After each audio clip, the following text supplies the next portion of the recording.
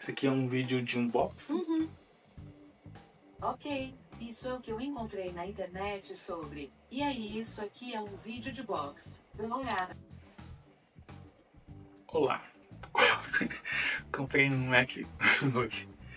E é isso. Esse aqui é um vídeo só de unboxing. Eu fiz um unboxing editado rapidinho e devagar.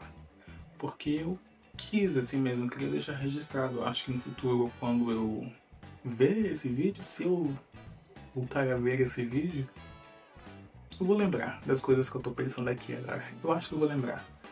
Eu comprei pensando no meu trabalho. Eu trabalho como designer, eu trabalho para uma empresa no Brasil, mas eu moro em Portugal.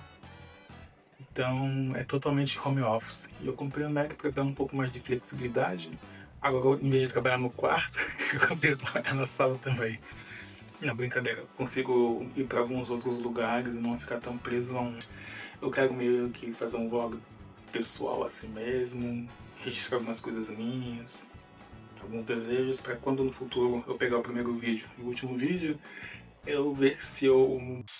Yo, new year, new money, but it's the same old me. Need the yard that don't come cheap before I get 8 gold teeth. They wanna play with sticks and stones, I'm calling them Jamie T. Up chasing coins like Sonic, could trust me, they don't sleep. Play my songs out of whip, she said keep that shit on repeat. Gotta calculate steps, I gotta take a step back and breathe. Life got busy, I turned 18, moved out, all that I had was a dream. Wanna see all of my people free, but I ain't Martin Luther. Nah, I just get on the stage and sing. Better be ready for stress that all of that paper bring. ADHD, I can't wait.